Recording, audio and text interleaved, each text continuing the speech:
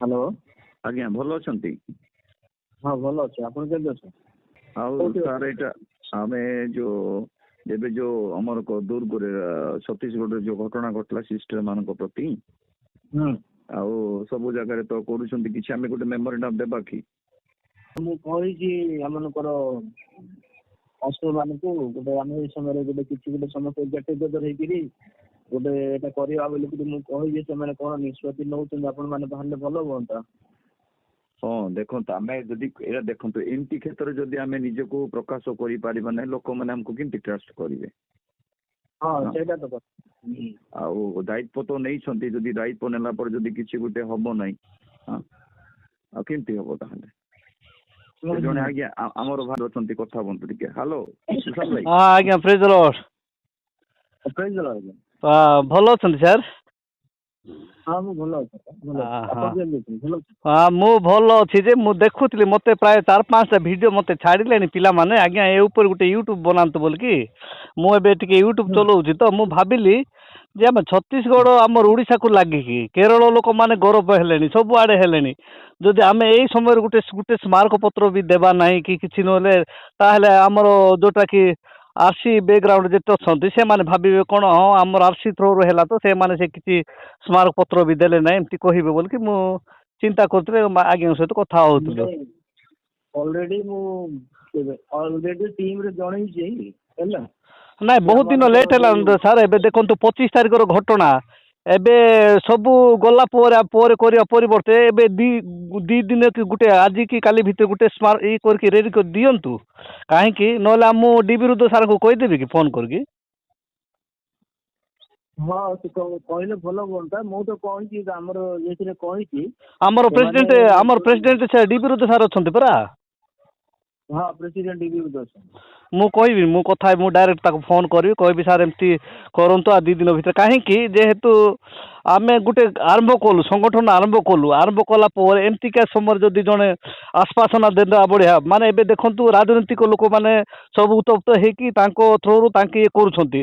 ସେତେବେଳେ ଆମେ ଗୋଟେ ସଂଗଠନ ଆମେ କରିନଥିଲୁ, ଭଲ ଥିଲା। ଏବେ ଯୋଉ କଲା ପରେ ଯଦି ଆମେ ଏଇ ସମୟରେ ଯଦି ଟିକିଏ ବି ଆମେ ସ୍ମାରକ ପତ୍ର ଦେବା ନାହିଁ, ତାହେଲେ ଆମର ଆଉ ଆମ ନିଜର ସ୍ୱାର୍ଥ ପାଇଁ କଲାବେଳେ ହେବ ନା। ହଁ ନାଇଁ ଏଇଟା ତ କରିବା ବୋଲିକି ମୁଁ ତାଙ୍କୁ କହିଛି, କିନ୍ତୁ ସେମାନେ ଟିକେ ଏପର୍ଯ୍ୟନ୍ତ ଆପଣ ଟିକେ ବିବିଧକୁ କୁହନ୍ତୁ ଟିକେ ହେଲା। ମୁଁ ବି ଏପଟେ ରେଡି ହଉଛି। ଆମେ ତ ଦଙ୍ଗା କରିବାକୁ ଯାଉନୁ ନା, ଆମେ ଆମର ପିସଫୁଲ ଗୋଟେ ରାଲିଟେ କରିବା କଥା ଆଉ। ରାଲି ନାହିଁ, ସ୍ମାରକ ପତ୍ର ଦିଆହେବ ଯୋଉଟା ଯେ ଆମେ ଏମିତି ହେଲେ ବୁଲି ହେବ ନାହିଁ ନା। ଆମର ମନେକର ଏବେ ଆମ ପାଷ୍ଟର ମାନେ ଆସୁଛନ୍ତି ବୋଲି ଆମେ ଛାଡ଼ିବାକୁ ବି ଜଣେ ପିଲା ଯାଉଥିବ, ତାକୁ କହିବେ ନା ଆକୁ ନେଇକି ଯାଉଥିଲେ ବୋଲେ ଗୋଟେ ଦଙ୍ଗା କରିବେ। ଆଜି ସିନା ସେଠି କଲେ, କାଲିକି ଆମକୁ ଓଡ଼ିଶାରେ ବି ମାନେ ବାର କରୁଛନ୍ତି ନା। ସେଥିପାଇଁ ଆମର କ'ଣ ମାନେ ଅଛି? ହଁ ଏବେ ଆମେ ମନେକର ପାଷ୍ଟର ଆସିଥିବ, ଜଣେ ଛାଡ଼ିଯିବି ବୋଲିକି ଯାଉଥିବ, ତାକୁ ଆକୁ ପାଷ୍ଟର ନେଉଛି ଖ୍ରୀଷ୍ଟିଆନ କରିବା ପାଇଁ, ଏମିତି କରିବେ। ସେଥିପାଇଁ ଆମର ଶୁଣନ୍ତୁ, ମୁଁ ଯୋଉ କହିଛି ଯେ କେବଳ ଏମିତି ସ୍ମାରକ ପତ୍ର ଏମିତି ଦେଲା ପରେ ନାହିଁ। ଆମେ ଭୁବନେଶ୍ୱରରେ ଯେତେ ଅଛୁ ସମସ୍ତେ ଗେଟ୍ ଟୁଗେଦର ହେବା, ଆଉ ଗୋଟେ ସ୍ମଲ ଗୋଟେ ମାର୍ଚ୍ଚ କରିବା ମାଷ୍ଟର କ୍ୟାଣ୍ଟିନ ରୁ ଏଠି ପର୍ଯ୍ୟନ୍ତ ଯାଇକି ଆମେ ଗୋଟେ ଏମାନଙ୍କୁ ଦେବା ମିନିଷ୍ଟରକୁ। ଏଇଟା ତ ପଡିବ ନା। ହଁ ଆପଣ ଯେମିତି ହେବ ସେମିତି ଗୋଟେ କଥା ହୁଅନ୍ତୁ ସାର୍। ମୁଁ ଏବେ ସାର୍ଙ୍କୁ ମୁଁ ଫୋନ୍ କରୁଛି, ମୁଁ କଥା ହେବି ସାର୍। ମୁଁ ଆଜି କମିଟି ସହିତ କଥା ହଉଛି ଆଉ। Okay sir, okay. ମୁଁ ଇମିଡିଏଟଲି ଗୋଟେ ଡାକିବା ଆଉ। ହଁ ମୁଁ ସାର୍ଙ୍କୁ ଫୋନ୍ କରୁଛି, ମୁଁ ଏବେ କଥା ହେବି, ମୁଁ କହୁଛି। ଆଜ୍ଞା। ହଁ ହଉ, ରହୁଛି ନହେଲେ ଆଜ୍ଞା ମୁଁ। ହଁ ପ୍ରେଜ୍ ଦ ଲର୍ଡ। ସାର୍ ନମସ୍କାର। ନମସ୍କାର। ମୁଁ ସୁଶାନ୍ତ କହୁଥିଲି। ମୁଁ ସୁଶାନ୍ତ ପାଟୱାନି କହୁଥିଲି ସାର୍। ସୁଶାନ୍ତ କୁହ। ଭଲ ଅଛନ୍ତି ସାର୍? ହଁ ଭଲ ଅଛି। ମୁଁ ତ ଭଲ ଅଛି ସାର୍। ମୁଁ କାଲି ମୋତେ ପ୍ରାୟ 4-5 ଜଣ କହିଲେ ୟୁଟ୍ୟୁବ୍ ବନାନ୍ତୁ ଆଜ୍ଞା, ସେ ଆମର କ'ଣ ସେ ନନ୍ ମାନଙ୍କ ବିଷୟ ନେଇକି ବୋଲିକି ମୋତେ 2-3 ଜଣ ପଠେଇଲେଣି। ମୁଁ ଭାବିଲି ଯେ ଆମର ଓଡ଼ିଶାରେ ତ କୌଣସି ସ୍ମାରକ ପତ୍ର ବି ଦିଆ ହେଉନି, କ'ଣ ପାଇଁ ବୋଲିକି ମୁଁ ଚିନ୍ତା କରୁଥିଲି। ସେ ବିଷୟରେ କିଛି କଲେ ହେବ ନାଇଁ ସାର୍?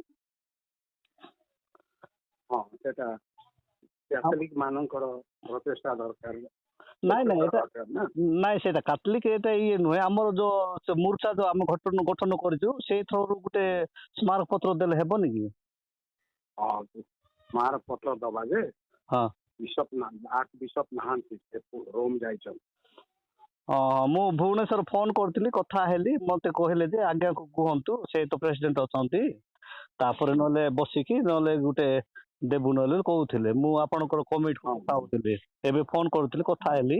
ମୁଁ କହିଲି ଠିକ ଅଛି, ନହେଲେ ମୁଁ ସାର୍ଙ୍କୁ ଇନଫର୍ମେସନ ଦେଇଦେବି, ସାର୍ ବି ଆପଣମାନଙ୍କୁ ଫୋନ କରିବେ, ଆଉ କଥାବାର୍ତ୍ତା ହୁଅନ୍ତୁ କେମିତି ଭଲ ହେବ। କାହିଁକି ଏବେ ଆମେ ଖାଲି ଏଇଟା ରୁମାଲ କାଥଲିକର ଉପରେ, ଆମର ତ ଏତେ କିଛି ନାହିଁ, ଏଇ ସିଷ୍ଟମ ଭଳିଆ ହେଇଯିବ ନା। ଏବେ କେରଳ ବାଲା ଉତ୍ତପ୍ତ ହେଲେ ଅନ୍ୟମାନେ ଉତ୍ତପ୍ତ ହେଲେଣି।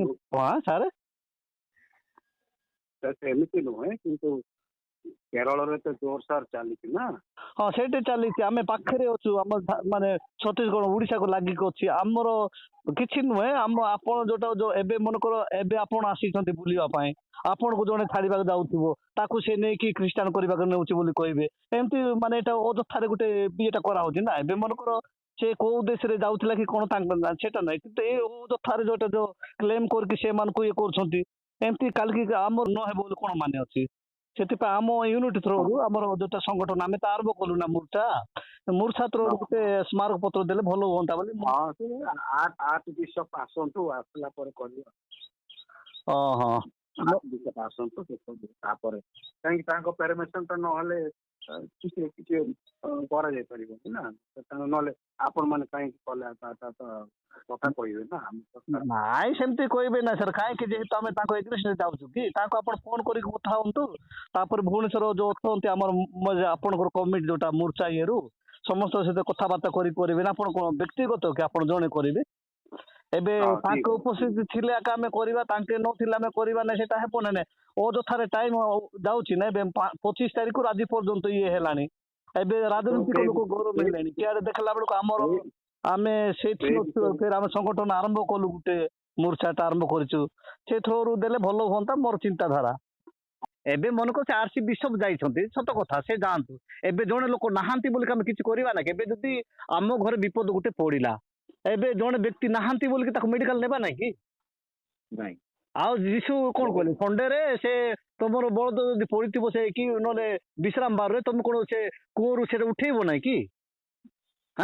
ତମ ଘରେ ବିପଦ ପଡିଲା, ସେମାନେ କେବେ ଆସିବ କେବେ ନାହିଁ, ସେ ଆସିଲା ପରେ ମିଟିଂ ବସିବ, ସେତେବେଳକୁ ଇଏ ଜଣେ ମରି ଯାଇଥିବ, ତାକୁ ମେଡିକାଲ ନିଆହବନି କି?